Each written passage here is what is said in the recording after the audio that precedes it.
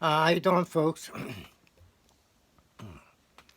We talk about the mythology, etc. You know, uh, we know why it's what it's really about. You know, uh, understanding the mythology, okay, tells us first of all that mythology was written for the human being, so that the human being could gain knowledge of himself and how to strengthen himself and how to live a healthy and prosperous life, and how to acquire knowledge of self and the manifestation of this knowledge. So the mythology tells us these things and tells us how to restructure ourselves in order to deal with, let's say, natural phenomena,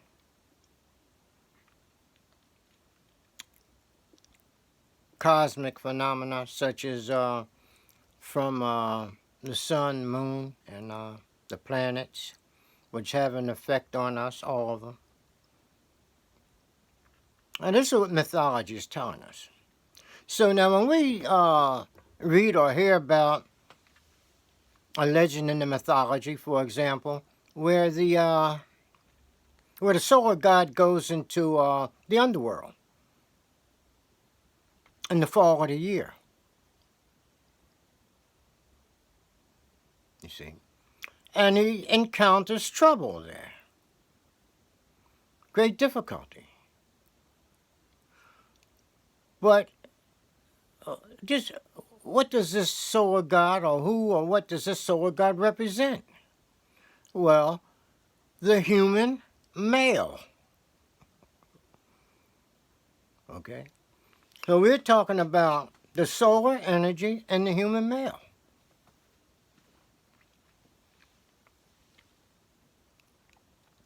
Well, what happens at the fall of the year, we get more night than day. More night hours than day hours. This doesn't seem like much, in terms of having an effect on human consciousness and human emotions, etc. But what happens is that the will of the human gets a little weaker, you see, in the fall and winter of the year. In fact, the human falls. His will becomes a little weaker.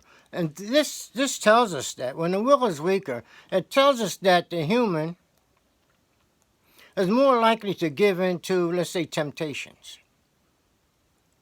You see. So the sun in the underworld is actually the human being in the winter and fall of the year. Hence the human falls. So, and he's more likely to give way to temptation. You see.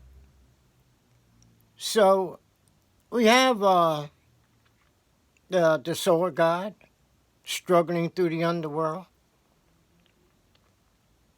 Well, this is generally a person who, let's say, a person who is aware and a person who doesn't want to give in to the temptation, such as sexual pleasure, etc. That would be more of a conscious struggle for such a person. But the person who, say, is always in search of such pleasure, well, it's not going to be it's not going to be a problem for him. You know what I mean? He's not trying to overcome anything. He's not trying to overcome such temptation. He welcomes it. It's the person who, let's say, is striving to overcome such temptations. He's the one who will have trouble, you see. And so, it is well known that when it comes to the human species, that the human being is going to seek such pleasures. It was always known. But there are a few people, you see, who would like to avoid the temptation, can do without the pleasure. And these are the ones who will be affected by its cosmic changes. Because the human will is affected by the sunlight. So we go into the underworld, and we see that the soul of God, or human, is having difficulties. This is the human who does not want to give in to the temptation. He struggles against it. So when they talk about the apex monster, the big reptile that devours up all the sunlight, talking about our will or the solar energy within us, this is temptation. So that big monster they be talking about is actually temptation.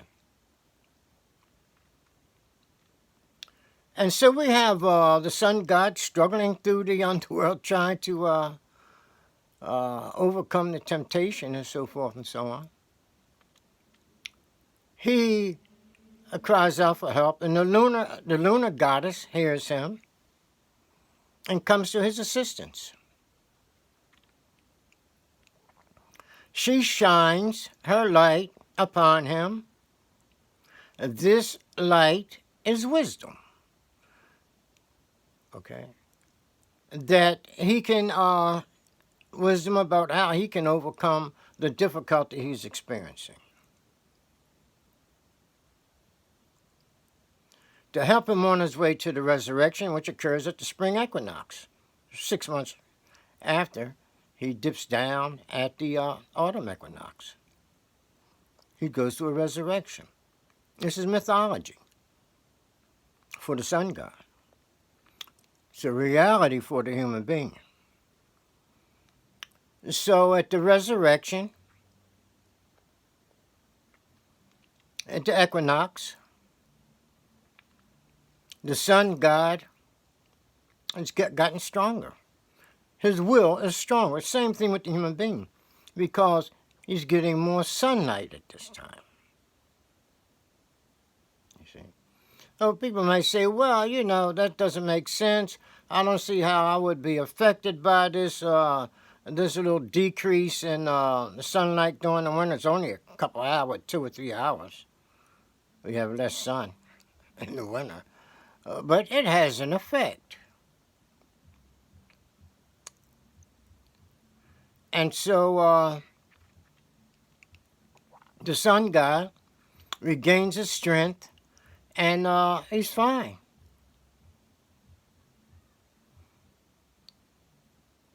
Until the coming fall, September.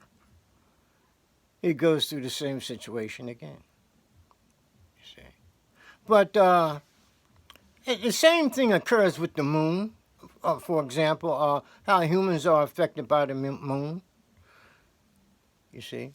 For example, a new moon and full moon has an effect on people's emotions and their consciousness.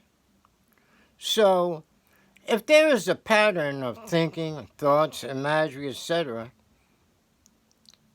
things thought about that a person don't want to think about, then let's say at the new moon, when a new moon comes around, his emotions will be affected,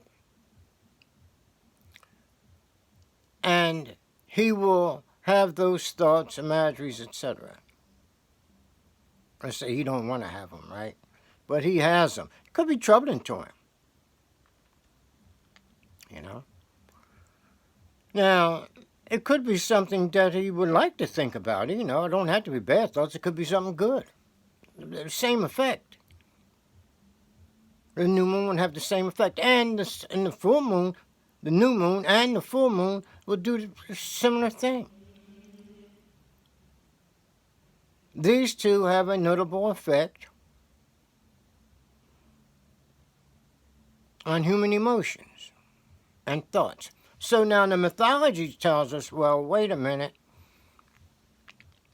You can have an effect here, the human, through certain practices, etc. He could sort of keep his emotions, his passions balanced. You see. So if they become slightly unbalanced, well, he can shrug that off. It doesn't bother him. But consciously keeping the passions, the emotions balanced, you see, he will be able to overcome the effect of the moon.